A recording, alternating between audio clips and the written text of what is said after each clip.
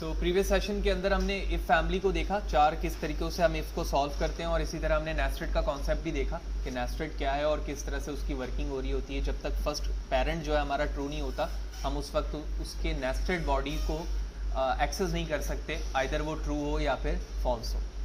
अब बारी आती है स्विच स्टेटमेंट की। अच्छा, स्विच स्टेटमेंट क्या है? ये अल्टरनेटिव वे है इफ़ और एल्स को यूज़ करने की। यानी जिस तरह हम इफ़ एल्स को यूज़ करते हैं तो उसको अल्टरनेटिव वे से हम स्विच केसेस के ज़रिए से भी इस्तेमाल कर सकते हैं। लेकिन फ़र्क यहाँ पर ये है कि आप एक केस के अंदर एक ही वैल्यू बता सकते हो, ठीक है ना।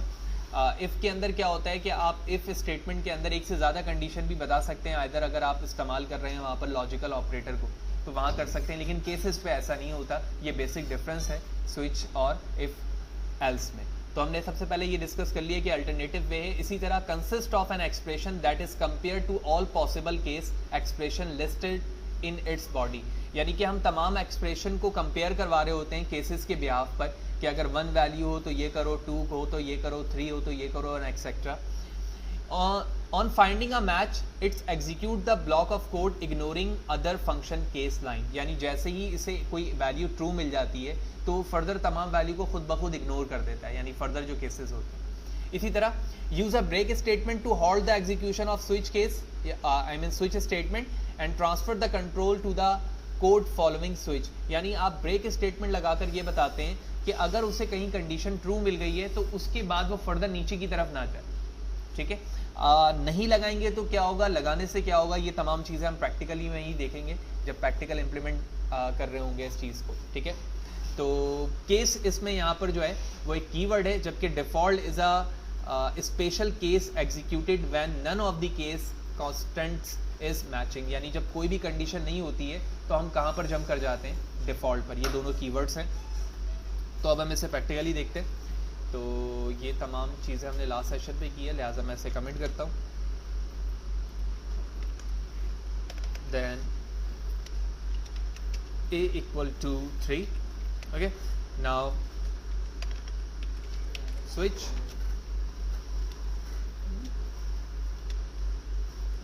डॉलर ऑफ a, okay, और उसके बाद मैंने इसकी बॉडी बना दी। इसका मतलब ये है कि स्विच केस के अंदर हम a को इस्तेमाल करना चाह रहे हैं, यानी a की केसेस देखना चाह रहे हैं कि a पर कौन सी वैल्यू होगी तो कौन सी बॉडी एग्जीक्यूट होना चाहिए। तो सबसे पहले मैंने लिखा केस 1 लिखने की वजह यह है कि जो a की वैल्यू है हम उसे इंटीजर में अभी क्या कर रहे हैं, उस पर वर्किंग कर रहे हैं। अगर वहाँ पर करैक्टर होता या फ्लोट नंबर होता तो यहाँ पर मैं 1.0 लिखता या सिंगल कोटेशन में कोई करैक्टर लिख रहा होता।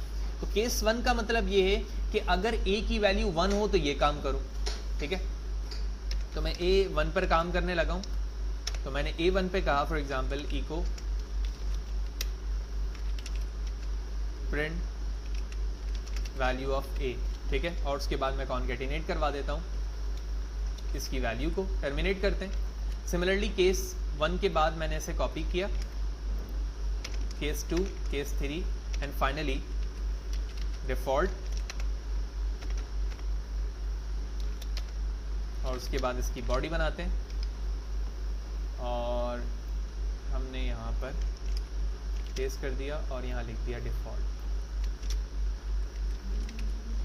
ओके। केसेस चेंज करते हैं। मैंने यहाँ लिखा 2, 3। तो जब प्रोग्राम हमारा एग्जीक्यूट होगा या रन होगा तो सबसे पहले वो इस चीज़ को टेस्ट करेगा कि इस a की वैल्यू 3 है, तो केस नंबर 3 कहाँ पर है। केस नंबर 3 यहाँ पर है और वो इस बॉडी को एग्जीक्यूट करेगा और अकॉर्डिंग टू द मेथड्स या थ्योरी हमारा कर्सर, रीडिंग कर्सर यहाँ पर आ जाएगा, ठीक है। लेकिन अभी मैंने यहाँ पर कोई भी ब्रेक स्टेटमेंट इस्तेमाल नहीं की है, तो देखते हैं पहले हमारा आउटपुट किस फॉर्म पर आ रहा है। तो मैंने कंट्रोल एस किया, वेब ब्राउज़र पर आता हूँ, पेज रिफ्रेश करता हूँ और आप देख रहे हैं कि प्रिंट वैल्यू ऑफ 3 के बाद क्या हो रहा है, डिफ़ॉल्ट वैल्यू भी प्रिंट हो रही है। यानी जहाँ पर उसको राइट कंडीशन मिलती है वो ना सिर्फ उसे प्रिंट करता है बल्कि उसके साथ जो नीचे भी चीज़ें मौजूद हैं उसे भी प्रिंट कर दे रहा है।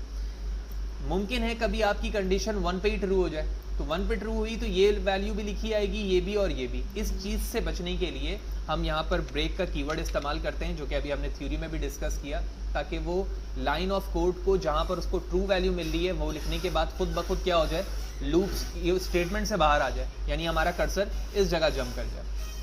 तो यहाँ पर ब्रेक लिखा है मैंने, लिहाजा मैं इसे कॉपी करता हूँ, पेस्ट करता हूँ, ठीक है। एट लास्ट डिफ़ॉल्ट में लिखने की ज़रूरत नहीं है, क्योंकि डिफ़ॉल्ट हमेशा हम नॉर्मली लास्ट में यूज़ कर रहे होते हैं। तो कंट्रोल एस करता हूँ, और अब आप देख रहे हैं ए की वैल्यू ओनली 3 लिखी हुई आ रही है और डिफ़ॉल्ट नहीं लिखा आ रहा। अब एक चीज़ हम देखते हैं कि क्या मैं डिफ़ॉल्ट को ऊपर मूव कर सकता हूँ, तो मैं केस 0 से पहले डिफ़ॉल्ट लिख देता हूँ, ठीक है। अब हम देखते हैं कि क्या होता है। कंट्रोल एस करता हूँ और प्रिंट करता हूँ, तो आप देख रहे हैं कि इस वक्त कोई वैल्यू नहीं आ रही है, ठीक है। डिफ़ॉल्ट हमेशा जंप करता है उस वक्त उस जगह पर जहाँ पर आपकी वैल्यू कंडीशन के बिहाफ पर ट्रू नहीं होती है। तो पहले अभी तो मैं ट्रू पे यहाँ पर मौजूद था ना, अब मैं इसे 1 कर देता हूँ, कंट्रोल एस, तो print value of A is 1, default की वैल्यू प्रिंट नहीं हो रही। अब मैं इसे 100 करता हूँ, कंट्रोल एस, यानी डिफ़ॉल्ट पे जंप करना चाह रहा हूँ। डिफ़ॉल्ट लिखा आया, उसके बाद क्या हो रहा है, प्रिंट वैल्यू ऑफ ए 100, यानी इसमें स्विच होने की ना वजह से, यानी कि जब पहली वाली बारी आई उसकी तो वो नीचे की तरफ जा रहा है। जब इसे यहाँ पर कंडीशन ट्रू नहीं मिल रही है तो यकीनी तौर पर उसकी बॉडी को एक्सेस नहीं कर सकता, लेकिन इस वक्त उसको पहली कंडीशन कौन सी ट्रू मिल गई, डिफ़ॉल्ट वाली। यही वजह है कि वो यहाँ पर ब्रेक ना होने की वजह से नीचे एक्सेस कर रहा है। अब मैं कह सकता हूँ according to this condition we should write here break, तो कंट्रोल एस करते हैं, और अब आप देख रहे हो कि डिफ़ॉल्ट के साथ ए की वैल्यू सिर्फ लिखी हुई आ रही है, फर्दर केसेस यहाँ पर लिखे हुए नहीं आ रहे। यही वजह है कि अक्सर इंटरव्यू में भी ये क्वेश्चन पूछा जाता है कि हम डिफ़ॉल्ट के साथ ब्रेक लिख सकते हैं या नहीं। नॉर्मली हम डिफ़ॉल्ट को लास्ट पे यूज़ कर रहे होते हैं, तो मेजॉरिटी यही कहती है कि हम उसमें ब्रेक यूज़ नहीं कर सकते, लेकिन ये डिपेंड करता है कि आप ब्रेक किस जगह लिख रहे हैं। तो मैंने ब्रेक को सिर्फ नीचे बॉटम से टॉप की तरफ लेकर आया, और जब मैंने वैल्यू चेंज की तो आपने देखा कि ब्रेक के अंदर डिफ़ॉल्ट के अंदर भी हमें ब्रेक की ज़रूरत पड़ती है। ये आपकी सिचुएशन पे डिपेंड करता है कि आप किस सिचुएशन पर कहाँ पर यूज़ कर रहे हैं, और अभी हमने इसे प्रैक्टिकली भी यहाँ पर करके देखा। अब इसी चीज़ को हम नेस्टेड कर सकते हैं, बिल्कुल कर सकते हैं, जिस तरह आपने इफ स्टेटमेंट को नेस्टेड किया है, लूप को फर्दर फैमिलीज की चीज़ों को आपने नेस्टेड किया, बिल्कुल इसी तरह आप स्विच केस को भी नेस्टेड कर सकते हैं। इसे नेस्टेड करने का तरीका क्या हो सकता है, मैं एक और वैल्यू वेरिएबल डिफाइन करता हूँ, ठीक है। और केसेस थोड़े से ट्रिकी हो रहे हैं, तो मैं एक काम करता हूँ, इसको नीचे ले जाता हूँ, क्योंकि समझने के लिए हमने इसको ऊपर किया था। तो केस 1 2 3 बिल्कुल सही है। केस 1 से मुराद ये है कि ए की वैल्यू 1 है, ठीक है। इस ए की वैल्यू जब 1 है तो मैं इस वक्त आप देख रहे हो कि ब्रेक से पहले आया हूँ। ब्रेक से पहले आने की वजह ये है कि जब तक ऊपर वाली तमाम चीज़ें एग्जीक्यूट नहीं होंगी केस 1 ब्रेक नहीं होगा। लिहाजा यहाँ पर आने के बाद मैंने एक स्विच केस इस्तेमाल किया बी के लिए, और बी पर कहा कि चेक करो केस 1 को, ठीक है, बी के लिए, और बी के लिए चेक करो। तो मैंने यहाँ पे प्रिंट करवा दिया echo value of b is dot $ऑफ बी टर्मिनेट, और उसके बाद ब्रेक। वाज़ेह है ये केस 1 ब्रेक हो रहा है। फिर मैंने इसे कॉपी किया केस 2, ठीक है, एंड ब्रेक। ये पूरा जो स्विच था वो यहाँ पर एंड हुआ विदाउट डिफ़ॉल्ट, अभी मैंने इस पर डिफ़ॉल्ट नहीं लिखा है, और ये जो ब्रेक है वो इस इको के साथ यानी इस केस का है, ठीक है। तो अब मैं इस केस के अंदर यानी इस स्विच के अंदर जो नेस्टेड है इसके लिए डिफ़ॉल्ट लिख रहा हूँ,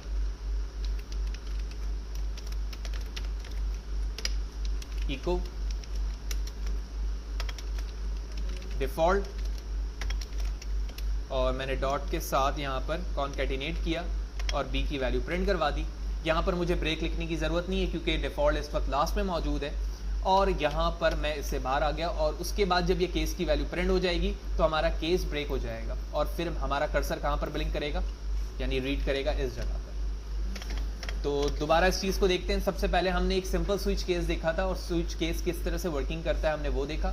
उसके बाद सेकंड हमने ये देखा कि अगर मैं एक और वेरिएबल डिफाइन करता हूँ और उसको केस 1 पर डिपेंडेंट करता हूँ, यानी अगर a की वैल्यू 1 होगी तो ही मैं इस स्विच को एक्सेस कर सकता हूँ, वगरना मैं इस स्विच केस को एक्सेस नहीं कर सकता हूँ। यानी अगर a की वैल्यू 1 है तो बिल्कुल सही है, लेकिन b की वैल्यू क्या 1 है, बिल्कुल नहीं है, 2 है, बिल्कुल नहीं है, तो मैं कहाँ पर चले जाऊँगा, इसके डिफॉल्ट पर। यानी जब मैं इसको ड्राई रन के बिहाफ पर देखूं तो इस वक्त आउटपुट आना चाहिए print value of a is 1 और उसके बाद लिखा आना चाहिए डिफॉल्ट 10। ओके, कंट्रोल एस करते हैं एंड लेट्स सी।